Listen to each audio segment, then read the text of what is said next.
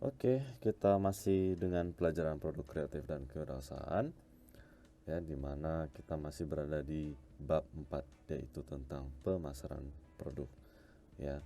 Untuk kali ini kita akan membahas bagian segmentasi pasar ya. Nah, sekarang kita akan langsung masuk. Segmentasi pasar itu apa ya. Jadi segmentasi pasar adalah kegiatan membagi-bagi pasar dari heterogen menjadi homogen ya. Heterogen adalah yang berbeda-beda, sedangkan homogen adalah yang sama ya. Jadi dia membagi pasar yang berbeda menjadi pasar yang sama ya. Nah, segmentasi pasar itu berarti mengidentifikasi, menggambarkan, dan mengelompokkan pasar sasaran berdasarkan kesamaan-kesamaan ya. Jadi segmentasi pasar itu secara garis besar adalah tentang pengelompokan pasar ya. Nah, seperti ini contohnya produk susu ya. Nah, jadi kan susu itu banyak ya. Nah, di sini dikelompokkan ke dalam beberapa segmen ya. Misalnya di sini ada susu balita ya, kemudian ada susu untuk remaja dan anak-anak ya, kemudian ada susu untuk ibu hamil ya, kemudian ada susu untuk para orang tua atau lanjut usia gitu ya. Nah, inilah yang namanya segmentasi pasar ya. Jadi dia dikelompokkan berdasarkan jenis dan usia gitu ya. Nanti kan kita jelaskan lebih lanjut. Oke, lanjut. Nah, tujuan segmentasi pasar ya. Jadi ada tujuannya. Nah, yang pertama adalah pasar itu akan lebih mudah dibedakan. Kemudian pelayanan kepada pembeli itu akan lebih baik.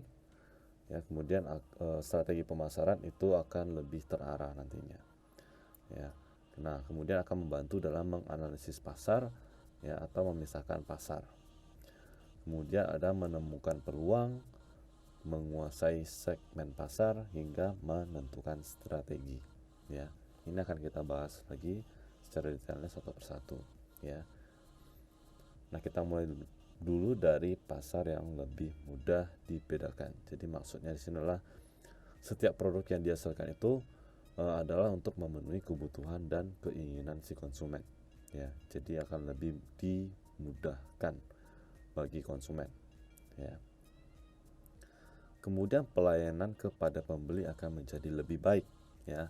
Tentu saja yang diinginkan konsumen itu meliputi kualitas barang yang bagus ya, kemudian harga yang terjangkau, kemudian pelayanan yang baik dan memuaskan, dan ketepatan waktu ya. Jadi itu termasuk dalam tujuan segmentasi pasar ya, menyangkut pelayanan kepada pembeli.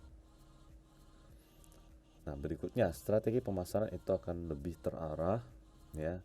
Di sini maksudnya itu perusahaan akan lebih mudah dalam menyusun yang namanya marketing mix ya. Jadi marketing mix itu nanti akan meliputi mulai dari perencanaan produk, harga, distribusi hingga promosi ya. Nah, dengan segmentasi pasar, pihak manajemen itu akan dapat lebih terbantu dalam mengarahkan dana dan usaha ke arah pasar yang dianggap paling menguntungkan ya. Jadi pihak manajemen akan sangat terbantu nantinya dengan strategi pemasaran ini ya. Nah, kita akan lanjutkan ke dalam menganalisis pasar ya. Menganalisis pasar di sini maksudnya adalah suatu penyelenggaraan itu untuk mempelajari berbagai masalah pasar ya. Mulai itu menyangkut tentang lokasi pasar, kemudian luasnya pasar, sifat pasar, dan karakteristik pasar ya. Nah, tujuannya itu adalah membantu pihak manajemen mengenali siapa saja yang menggerogoti ya, atau di sini artinya itu merampas ya. Jadi ada pihak yang merampas atau mengambil sedikit demi sedikit pasar produknya ya. Nah, itu dia dalam menganalisis pasar. Berikutnya ini adalah menemukan ceruk peluang, atau di dalam bahasa marketingnya itu adalah marketing niche ya. Nah, perusahaan yang menguasai segmentasi pasar dengan baik itu akan menemukan ide peluang yang baru. ya. Itu disebut dengan menemukan ceruk peluang. Berikutnya, menguasai posisi yang superior dan kompetitif. Ya, perusahaan paham tentang akan adanya keadaan si konsumen. Ya, jadi perusahaan itu wajib ya menguasai yang namanya posisi mereka, ya, sehingga nanti dapat bersaing atau yang disebut dengan kompetitif. Nah, kemudian yang terakhir tadi adalah menentukan strategi ya. Jadi di sini maksudnya menentukan strategi dalam komunikasi ya yang efektif dan efisien. Nah, contoh lainnya ini adalah misalnya produk Indomie ya. Indomie itu banyak rasa ya. Nah, terutama untuk Indomie gorengnya sendiri, di sini ada mie goreng spesial plus, mie goreng spesial, mie goreng rendang, rasa ayam, rasa sate ya. Itu banyak sekali untuk mie gorengnya ya. Kemudian ada juga untuk Indomie rasa khas wilayah tertentu. Misalnya sini ada soto Makassar, soto Padang ya, dan nanti ada berbagai macam lagi ya. Ada di sini ada sampal gentong. Ya, kemudian ada juga mie goreng misalnya yang khusus gitu ya, yang ya, semacam special edition ya, kalau dibilang di sini ada mie goreng rasa dendeng balado atau soto Lamongan ya, dan masih banyak lagi rasa-rasa Indomie lainnya ya, yang nanti masuk dalam segmentasi pasar mereka. Kita lanjut, di sini ada syarat segmentasi pasar ya.